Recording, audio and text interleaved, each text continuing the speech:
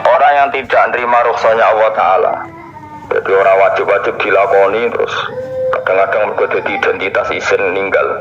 Kalau orang biasa puasa Senin Kemis, saking terkenal puasa Senin Kemis sampai muka nopo isin, itu dosanya kayak Gunung Arafah. Hadis iki apa lo, gue sa puasa Senin Kemis. Jadi ala kenapa puasa Senin Kemis nompo rukhsah? Pengiran itu orang nompo jadi gak ngelakoni. Karena mengkau naik wali ngatasi mamal ismi yang disopo mislu jibali Arafah itu koyok Gunung Arafah. Jadi pengiran itu aneh sing apik to. Jadi misalnya ana wong maca Quran kok yakin ra di sepuro itu dianggap ngenyek Quran. Wong wukuf ning Arafah kok nyangka dosane ra di sepuro dianggap ngenyek pengiran. Mana ana wong wali ku mergo ndablek. Dene wong ndablek ra wali ku goblok-gobloke wong. Jadi kita daftar wali lewat jalur napa? Tapi potongannya ya tetap ra wali, mungkin serabakan. Jadi wali itu gampang. Jadi kok ada jadi wali itu sebejane wong. Enggak lah terang no carane jadi wali. Sing gampang-gampang nah mau baru Ramadan tak delok wis masuk ta urung. Nah ora tak sidang dong kok. Ya jadi kan ada jadi wali usul ning pengadilan kudu dimenang ngono. Rawahu rantang hadis sapa Imam Ahmad. Wasiratu te syarat iku dumatun, wasiratu tawi siratul mustaqim dil matun peteng. Wasiratu te dalan lagu maring sirat wal yaqinu yakin. Wa te kang yakin tahqiqu tasdiki ku bener barang sing tahqiqu tasdiki. Iku tahqiq dalam benerno. Maksudnya kamu punya otoritas pemikiran yang akurat. Kanggo benerno bil ghaibi kan barang ghaib. Ini sing dadi ibadah kula nganti ketemu pangerane. Tahqiqu tasdiki ku duwe akurasi benerno. Bil ghaibi kan barang ghaib. Carane bi izalati kulli ghaibin kelawan ngilangno saben-saben sing dadekno kemamangan. Bi izalati kulli ghaibin kelawan ngilangno saben-saben barang sing dadekno kemamangan. Pun kalau kalian ini saking awal makalah Rabi'ah kalau terang loh. Nabi Bakrin Siddiq radhiyallahu anhu dawe adzulumatu khamsun. Dawe Abu Bakar kegelapan itu ada 5. Di mergo Abu Bakar wong saleh nak kegelapan itu luwih akeh. Dadi rapati apal nek jumlahe akeh rapati apal. Roe mu piro? 5. Nah, zaman akhir ora mau 5 ribuan to. Nomor 1 hubud dunya. Seneng dunya.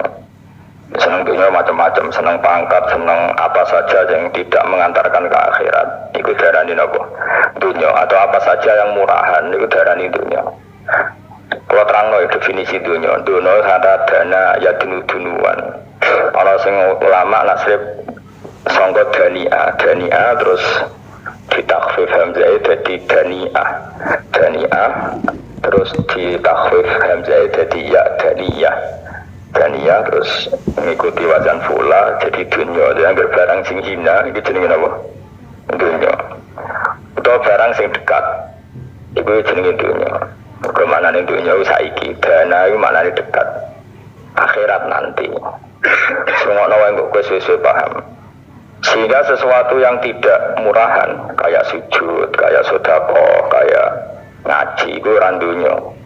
Ini kesaksian akhirat. Sehingga ketika Ibnu Khaldun itu Allah itu ngeritik dunia ya yang perlu dikritik.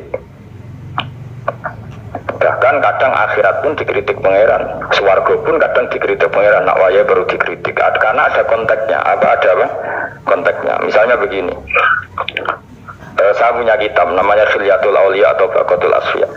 Saya sampai sekarang belajar kitab itu terus. Ini sekitar 14 jilid. Ini kitab induan Ihya. Saya berkali-kali ngomong di mana-mana. Imam Ghazali dalam hal mana Qibul Akhyar, sejarah orang-orang pilihan itu nginduk kitab nomor Khilyatul Auliya itu 14 jilid. Dalam ilmu tasawuf beliau nginduk kitab jenis Qutul Qulub, ini karangan Abu Thalib Al-Makki. Dalam fikih tentu beliau nginduk gurunya Imam Haromen. Dan memang kitab itu harus nginduk, kalau tidak namanya mukhtarik, bikin-bikin. Memang syaratnya ulama harus muttabi, dia hanya pengikut, tidak boleh kreasi. Kalau kreasi namanya bid'ah, bid'ah. Kalau terang, di situ ada cerita ada seorang sufi bodoh ngeritik dunia tak ngamas. Dunia wis ora ono bener, dunia nggon batang, semua dunia ku jifah batang. Sing berebut batang ya siap-siap rebutan mbek asu, semua ngomong wis ndin-ndin. Sayyidina Umar itu agak tersinggung dengan makalahnya orang sufi yang bodoh ini. Ya, rata-rata orang sufi memang bodoh, kecuali gelem ngaji fikih. Setelah ngomong ngalor ngidul dunia gue swelek terus dia biasa lah orang sufi itu sembilan dewian terus orang lakoni popos ngerti lesu kok mangan wae lesu orang sufi kan gitu.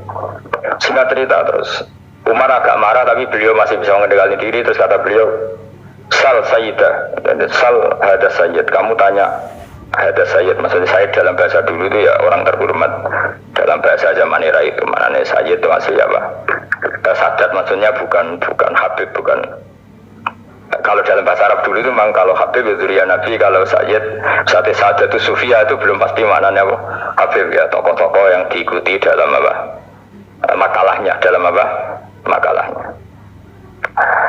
Terus kata Ubay bin Ka'ab, dan ini menurut saya benar sekali, dan kamu harus mengikuti Ubay bin Ka'ab. Dia adalah termasuk 6 sahabat yang dipuji Nabi min ahlil Quran, apa? Yang dipuji Nabi min ahlil apa? Quran. Kata Ubay bin Ka'ab, lalu Anda masuk surga karena apa? Lalu Anda masuk neraka karena apa? Lalu Anda dapat ridho Allah karena apa? Kamu itu bisa masuk surga lihat karena kenangan di rumah ini, mana karena dunia ini, karena sujud kamu, karena kebaikan kamu. Itu di mana? Allah mereferensi amal kamu ya di dunia ini. Kamu masuk surga karena sujud kamu di dunia ini, nanti masuk neraka karena keangkuhan kamu di dunia ini. Fahadi dunia miyar, dunia ini adalah takaran. Semua referensi Tuhan tentang akhirat itu merujuk kelakuan kita apa? Di dunia. Sehingga kalau kamu masuk surga selamanya lama, itu ya karena kebaikan kamu di dunia. Maka jangan kritik dunia ini, karena dunia itu mahalu sujudika, mahalu rukuika, mahalu wah dia marah-marah. Sehingga semenjak itu kata Ibnu Khaldun, orang tahu dunia yang dikritik adalah dari madatul kalimat daniyah, sesuatu yang murahan, apa? Yang murahan. Sehingga kalau misalnya orientasinya itu kebesaran li'ilai kalimatillah, maka itu tidak termasuk dunia. Dan yang suasananya akhirat tapi motifnya adalah kasal, kemalasan, itu yang benar-benar dunia. Makanya Imam Syafi'i sering kritik tasawuf itu sampai usisati tasawuf alal kasal. Ilmu tasawuf itu basisnya itu karena pemalas. Karena tadi misalnya begini, ini contoh paling gampang. Zaid itu di daerah pinggiran di mana Islam itu minoritas. Terus dia ingin kaya raya supaya bisa bikin masjid atau bikin komunitas Islam, atau dia ingin jabat jadi lurah supaya nggak ada pelarangan orang sholat karena dia yang punya otoritas bikin aturan, atau kalau mungkin cukup lebih besar dia ingin jadi bupati supaya daerah situ familiar dengan Islam karena pejabatnya Muslim. Itu tidak dunia karena semua orientasinya untuk mengawal sujud, mengawal kebenaran. Tapi kalau kamu di daerah pinggiran kemudian milih dewean, kabeh kersane pangeran, sithik-sithik kersane pangeran, terus kamu meninggalkan aktivitas dakwah, itu yang dunia karena motivasi kamu adalah al-kasal, males dari mewarnai buminya Allah ini dengan sujud. Ini yang banyak orang sufi salah paham. Makanya orang sufi harus ngaji fikih. Bendekne roh dielingno wong alim, wong fikih nak kitmanul ilmi ku haram. Kitmanul ilmi haram. Menyimpan ilmu itu haram. Tidak memberi kontribusi dalam proses orang sujud adalah haram. Tidak memberi pencerahan pada umatnya Nabi adalah haram. Menikmati keasikan yang pangeran dewi adalah haram. Dia harus diingatkan gitu terus. Kalau enggak, itu bahaya bagi agama ini. Makanya dulu itu enggak ada orang sufi yang enggak ngaji ulama fikih. Sekarang kebalikan, malah wong sufi darani fikih mau kulit dene wis tok hakikat sembrono. Oh tak tobat nonton nang ketemu aku. Itu bahaya, paham seperti itu tuh bahaya. Karena sekarang itu sufi itu jadi identitas kesalehan. Jadi yang rumah kome sufi koyo-koyo sak dhuwure ahli napa fikih. Itu bahaya. Karena tadi sufi itu akan ngeritik dunia sepedas-pedasnya. Kemudian ujung-ujungnya meninggalkan dunia, kemudian happy-happy asik be pangeran dewean dan membiarkan umatnya Nabi ini berserakan kemana-mana, tidak terlibat sama sekali, tidak memberi kontribusi sama sekali. Kalau bahasa gampangannya orang gelem amar ma'ruf, gak gelem nahi mungkar. Tapi bahasa amar ma'ruf nahi mungkar kan saya gitu gerakan ekstrim, makanya orang tak bahasa amar tidak peduli, tidak mulan. Kalau saya bahasa saya kira repot terus. Paham ini penting kalau terang. Jadi kalau baleni malih ya. Sing dimaksud dunia ketika dikritik pangeran iku dunia sing sangka kata dani'ah, sesuatu sing murahan, sing enteng, sing nafsu iku jenenge napa? Dunia napa? Dunia. Tapi ketika sesuatu itu baik dan mengarah kepada Allah, ini jenenge dunia ini masru'atul akhirah. Maka dunia itu di dua status napa? Siji masru'atul akhirah. Dan ini status yang harus kita pakai. Makanya kata Imam Ghazali itu, gue nak radi duwe sak penat-penate urip terus merasa nggak punya kenikmatan, datang saja ke kuburan dan yakinlah semua yang sedang mati keinginannya hanya satu, ingin kembali di dunia dan memperbaiki amal-amalnya. Berarti dunia adalah segala-galanya bagi orang yang sudah mati. Ya, orang yang sudah mati itu cita-citanya satu, la'ali arji, semoga kita kembali ke dunia. Untuk apa? Untuk membenahi semua kesalahan yang pernah dilakukan zaman dunia. Terus kamu ingat, fa'ana fid dunya, ya Allah, alhamdulillah sekarang masih saya di dunia. Artinya saya punya satu kesempatan yang diinginkan semua orang yang sudah mati di seluruh dunia. Tapi malah wali anu surip malah kepengen mati. Saking kakean kasus ini, kakean kasus. Makanya di sini sirinya para rasul, para nabi itu sering donga, Allahumma tawil umrona, sehingga banyak orang soleh mendoa supaya panjang umur itu, karena pas itu yang hadir adalah dunia dengan makna masru'atul akhirah. Tapi ada juga wali dan nabi kadang-kadang donga, ya Allah, jika sebaiknya saya mati saja. Itu ketika tergambar dunia yang sudah murahan, yang sudah arogan, yang sudah tidak jelas. Maka dunia ini punya dua status sekaligus. Jika prospek bagi Anda untuk masru'atul akhirah, maka nikmati senikmat-nikmatnya. Tapi jika bagi Anda ini sudah menjadi ladang maksiat apa-apa, maka jadikan dunia ini tempat tobat. Karena akhirat itu gak ada apa-apanya dibanding dunia. Jadi akhirat itu hanya mereferensi dunia, mereferensi dunia. Ini penting kula aturno. Kadang-kadang sufi menyen goblok ora iso ngaji. Dia nganggep dunia sampai akhirat itu penting akhirat, tapi cara maknaninya salah. Lho kowe nganti ning akhirat mlebu swarga itu karena apa coba? Amal zaman di mana? Dunia. Berarti penting mana dunia sama akhirat? Penting dunia karena akhirat mau efek, apa? Efek dunia ini yang pokok. Apa dunia ini yang pokok. Kalau Allah kan cara ngendikan tidak seperti itu. Allah cara ngendikan gini loh. Akhirat, maksudnya walal akhiratu khairul laka minal ula gini. Sesuatu yang berorientasi akhirat dan kemudian menjadikan kamu nyaman di akhirat itu khairul laka minal ula, itu lebih baik ketimbang dunia. Ora kok kowe nak ning dunia nak sepemelek ning akhirat apik ora ngarang ngono, nak ning dunia melek ning akhirat luwih parah.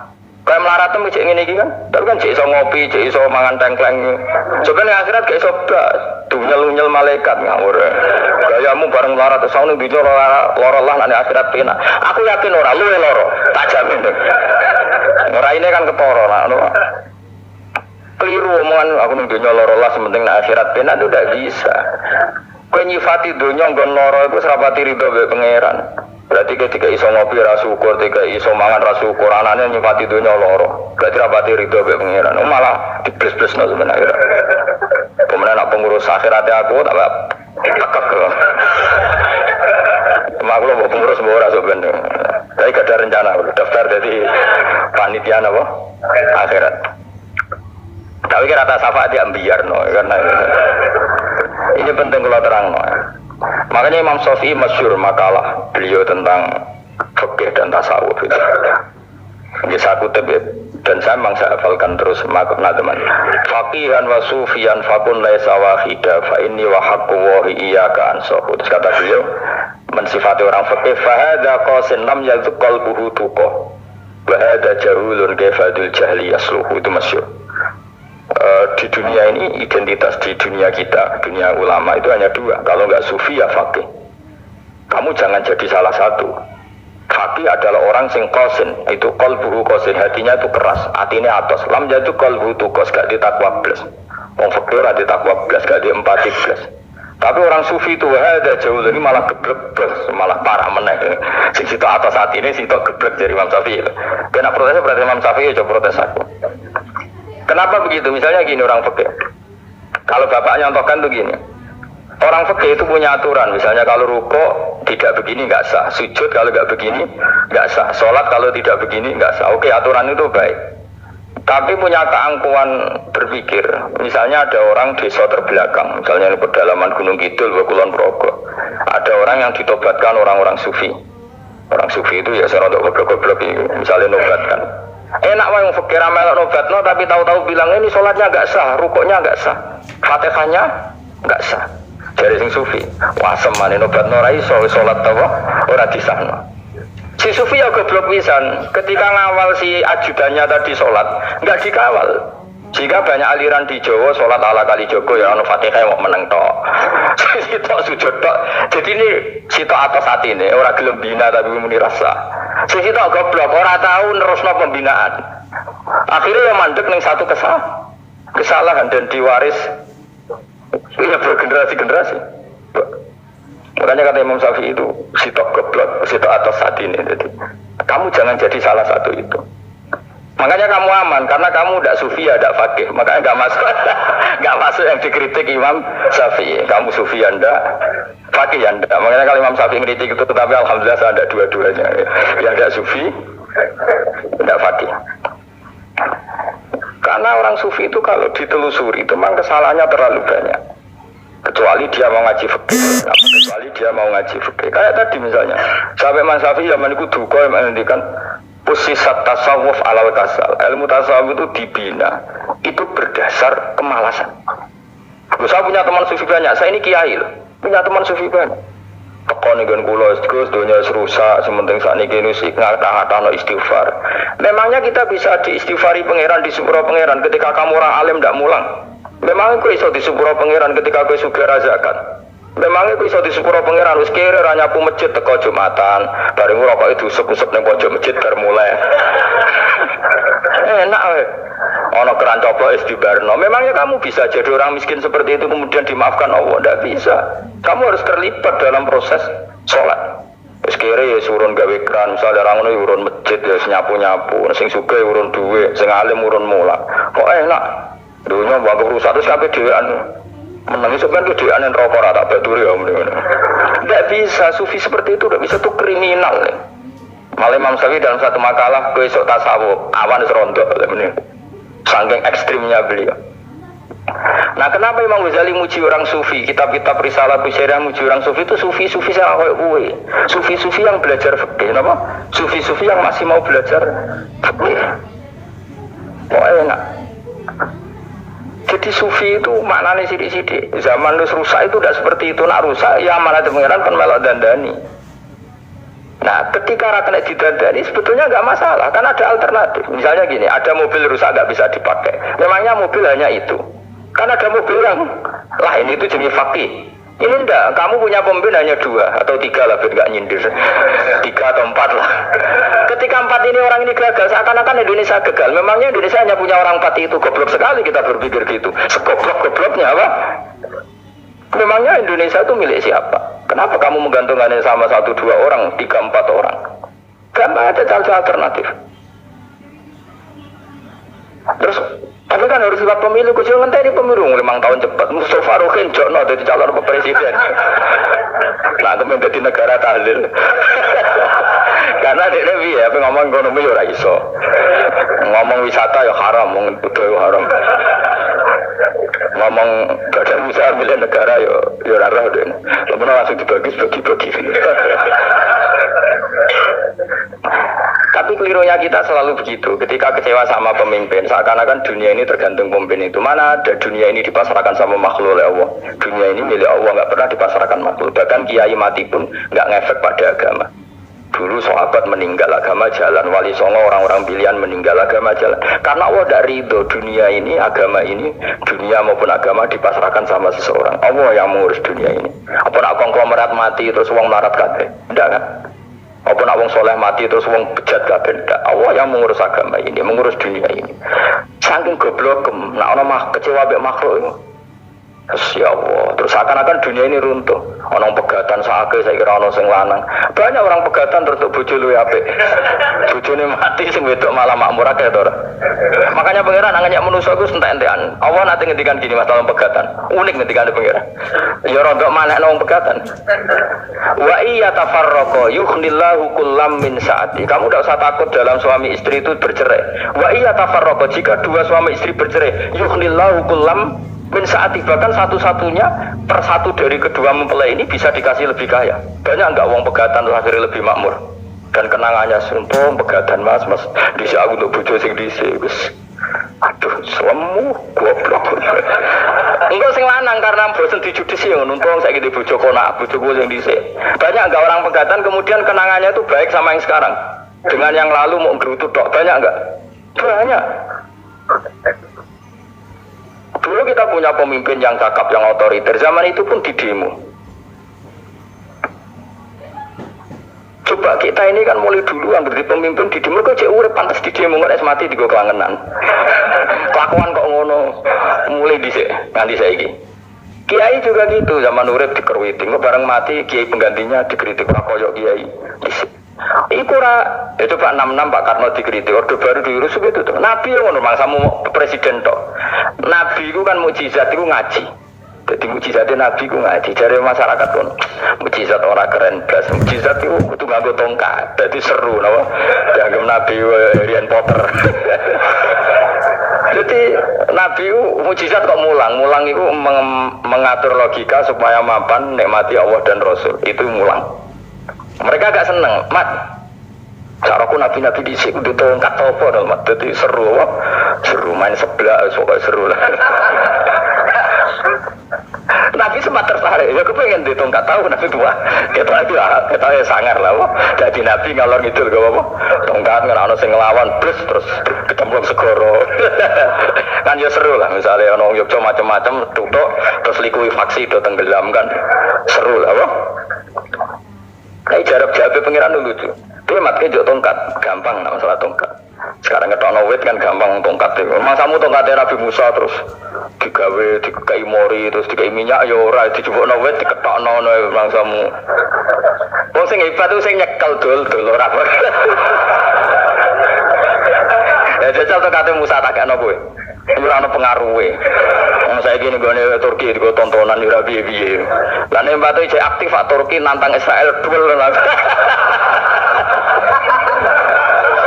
Yang di tongkatnya Nabi Musa kok digerta Israel rawani. Lalu aja tongkatnya gue tenan lah. Oh, sing sakti sing nyekel dul rawa berkoro tongkatnya. Nah, cara di saya sono HP Nabi Musa luar biasa cara itu. Akhirnya Nabi Muhammad itu sempat kepingin jawab pengiran unik.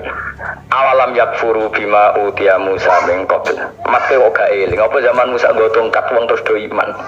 Awalam yakfuru bima utia Musa min qabl qalu sikhroni tazhar wa qalu inna bikullin kafirun. Apa zaman Nabi Musa itu terus wong do iman. Ya tetep komentar dari tukang sihir. Padha wae. Gue mujizat ora padha wae wong nek berdua ya tetep berdua. Zaman Pak Karno sing tukang ngeluh ya ngeluh, zaman Pak Harto tukang ngeluh ya ngeluh, zaman Mega sing tukang ngeluh sampai saiki sing tukang ngeluh ya sing kegiatan. Kiai yang ngono, kadang ada kiai saiki misalnya Surabaya zaman Mbak Arwani, Mbak Zubair. Memangnya zaman Mbak Arwani wong kudus ngaji kabeh. Mangsaku ya kelakuane wis ngono-ngono wae.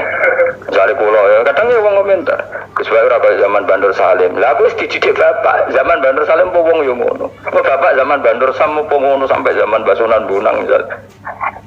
Ayo jajal, bahasa wong Yogyo saiki ora kaya zaman Bali Maksum Mbah Munawir. Memangnya zaman iku wong ngaji kabeh.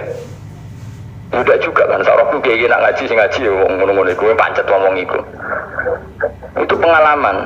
Makanya ketika Nabi Muhammad kemudian dimujizat ke Nabi Musa jabe pangeran bi awalam yakfuru bima utiya Musa min qabl. Apa zaman Musa terus do iman mat. Padha wae go masuk go tongkat ngalor ngidul ya.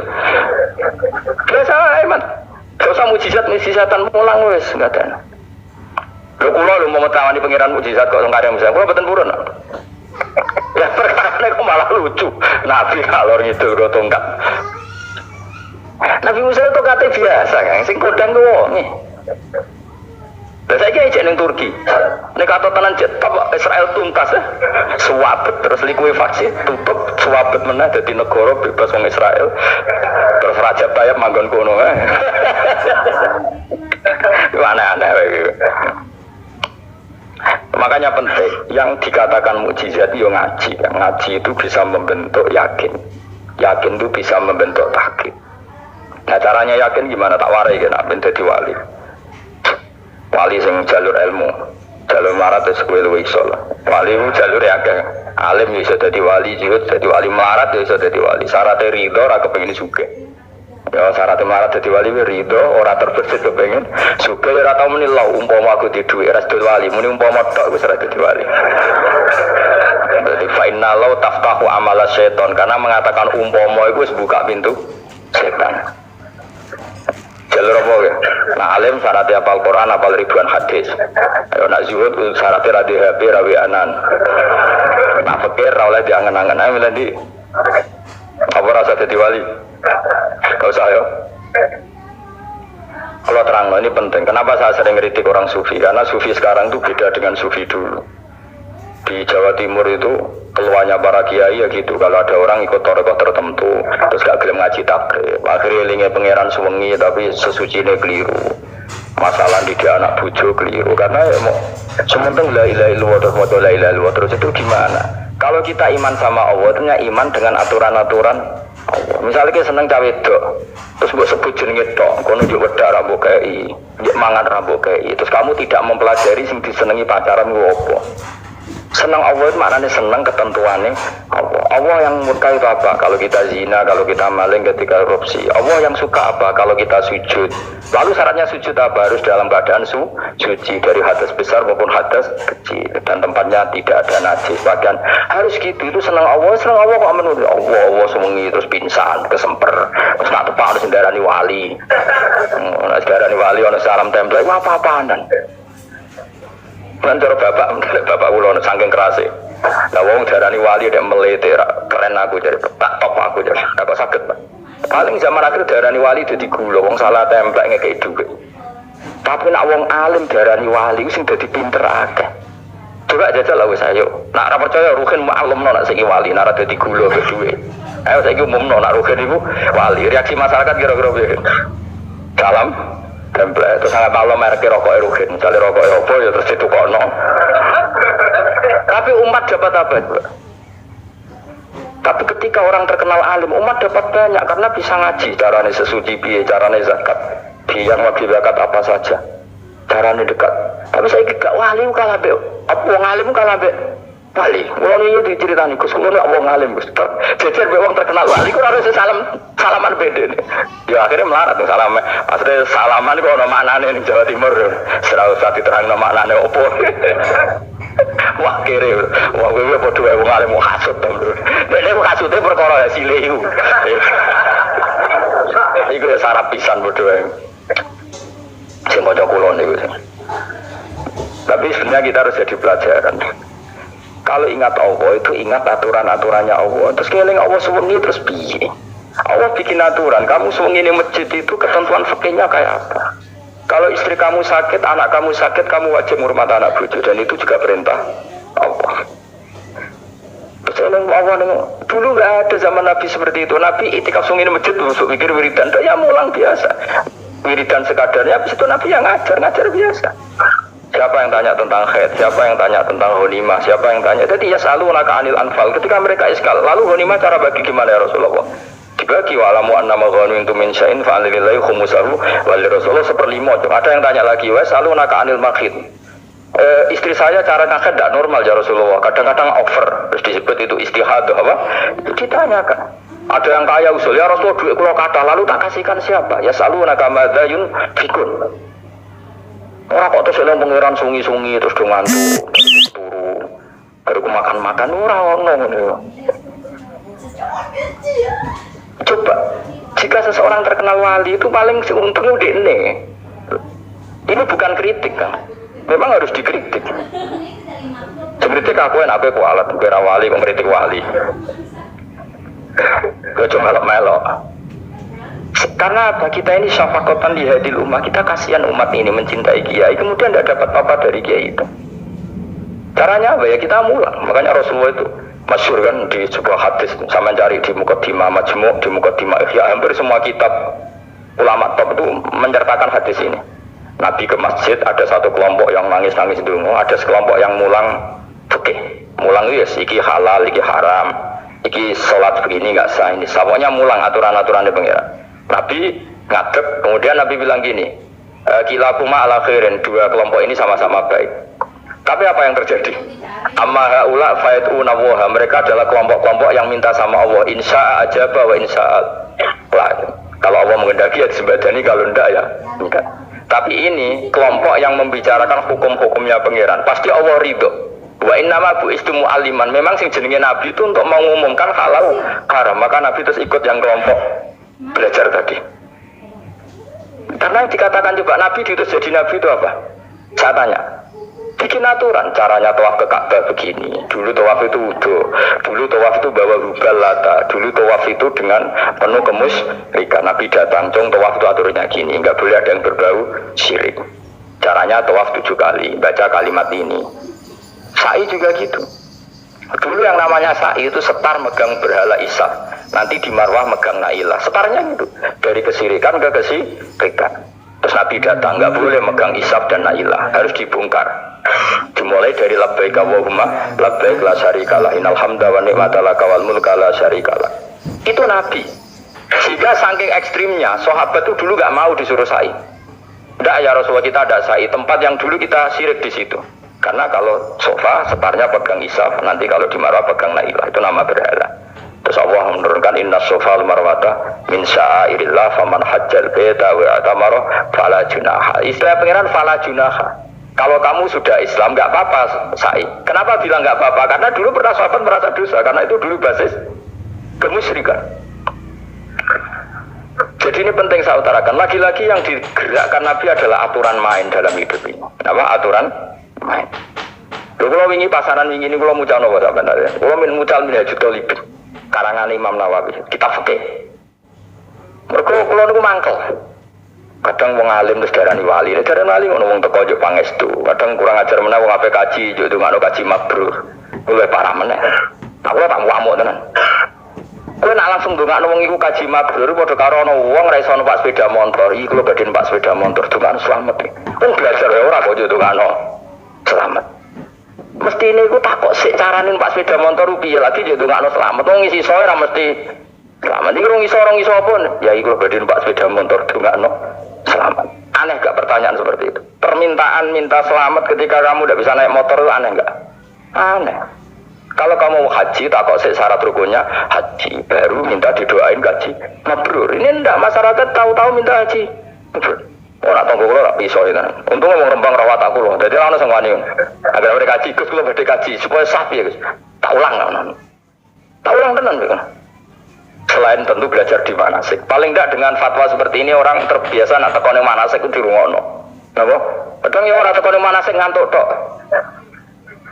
Itu tidak bisa, harus diwarai. Misalnya tawaf dimulai dari Hajar Aswad dan usahakan menjauh dari Ka'bah 1 meter atau setengah meter. Karena kalau terlalu mepet Ka'bah, takutnya tadi nginjek pondasi Ka'bah. Jadi tidak ngitari Ka'bah tapi tawaf di atas Ka'bah. Kedua, kalau terlalu dekat, kiswa Ka'bah itu mulat tohah bidit. Kiswa Ka'bah itu penuh dengan minyak. Dan kalau terlalu dekat menyentuh, padahal orang ikhram itu nggak boleh nyentuh kiswa. Jadi harus diterangkan. Malah kita cuma rugi, kalau terus mau nangis. Mau nangis servisnya akeh. Ini apa-apaan? Mau dibawa kemana agama ini? Kemudian sing jujur ngomong suka, gini nangis tenanan oleh nyangon itu akeh. Nah, cara bapak nangis itu seru banget. Mana nangis ada nak jadi kiai. Pokoknya ulang nak ragil mesej. Tidurnya siang. Tobat, yang ini tobat. Yang marah ini, utaknya ini kemarin. Coba contohkan analogi hal yang gampang. Ono wong ra iso numpak sepeda motor, datang ke kamu minta didoakan selamat, aneh ndak? Urutannya ya belajar apa? Terus orang ra iso salat, itu ngono salat kula niku makbulah. Makbulah mbahmu. Takbir ar-Fatihah ar ya kabeh itu ono urutan. Itu lama. Jadi makanya Rasulullah gabung sama yang mualliman, yang guru. Dan ketika awal nyifati Rasul itu apa coba? Rabbana wa ba'ats fihim rasulam yaslu alaihim ayati wa yuzakkihim wa yu'allimuhumul kitab wal hikmah. Rasul sifatnya yang diulang-ulang pangeran tuh jatlu alaihim ayatika, membaca ayat-ayatmu, artinya apa coba? Mulang kan? Wa yuzakkihim, membersihkan akhlak-akhlak mereka, artinya apa? Mulang kan? Wa yu'allimuhumul kitab wal hikmah, artinya apa? Mulang. Nabi itu disifati dalam satu ayat itu gayanya ada sampai 3 kali sifat, tapi maknanya mulang kabeh. Jatlu alaihim ayatika, artinya apa? Membacakan ayat-ayat Allah, artinya apa? Mulang kan? Wa yu'allimuhum, artinya apa? Mulang. Wa yuzakkihim, bersihkan mereka, membina, artinya apa? Mulang. Makanya saya pernah ketika tawaf, anak-anak sarang yang idolakan saya itu, saya ingin di depan multazam dengan berdoa. Saya ngamini karena doa jenengan mustajab. Mohon ngaji sih, nak ngaji kok tak dengar, nak eling, nak ora yo kesem. Dia oke jam 2 malam kita di atas tingkat 3 kalau nggak salah pas itu di Mekah. Ulang Bukhari, sekolah ngaji Bukhari ya tak ulang.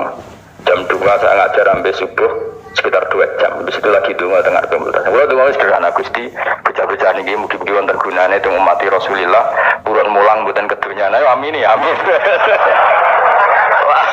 Padahal di antara mereka kita harus sing donga ben rabi, kan wis tuwa. Ayo kula dongane ya Allah.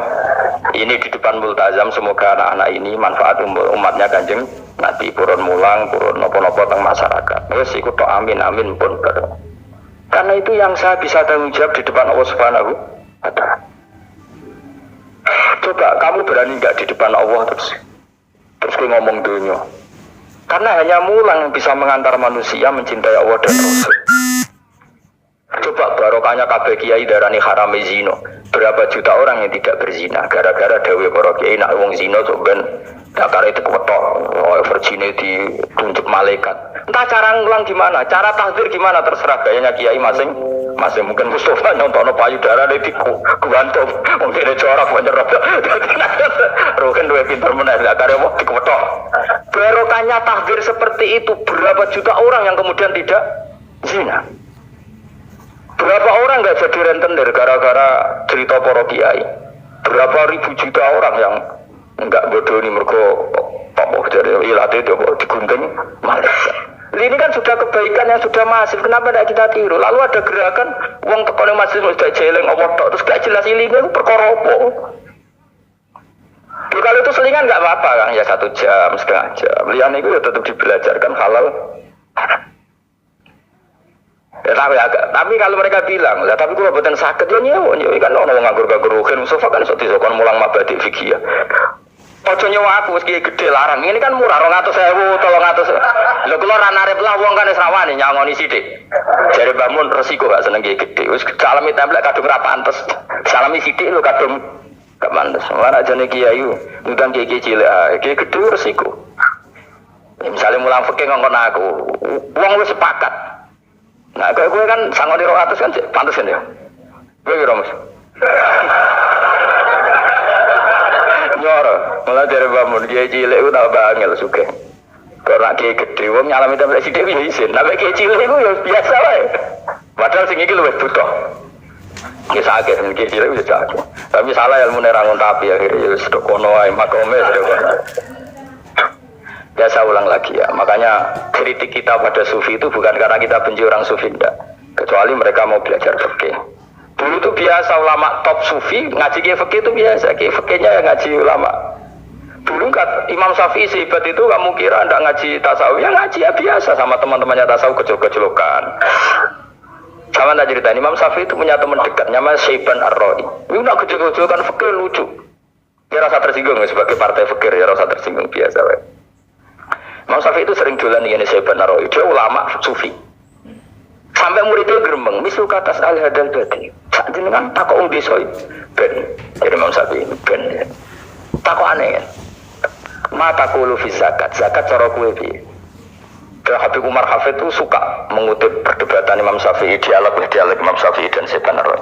Saya juga suka karena saya sering melihat itu di Ihya di beberapa kitab ada. Mata kulu fi zakat menurut kamu gimana? Ala madzhabi atau ala madzhabi? Menurut madzhabku apa madzhabmu? Dari Imam Syafi'i. Yo cara madzhab apa? Madzhabku wis ora dhewe, lha apa tak kok kowe? Ya rada cangkem elek tapi lucu, Dur. Nah cara aku zakat itu wajib kanggo sapa wae, cek kere, cek sugih kabeh wajib zakat. Terus aturane pangeran piye? Mosok wong kere wajib zakat. Lah apa melarat mesti dunyane halal. Iya sih, tapi yo masuk wajib zakat. Ya man, jare takok.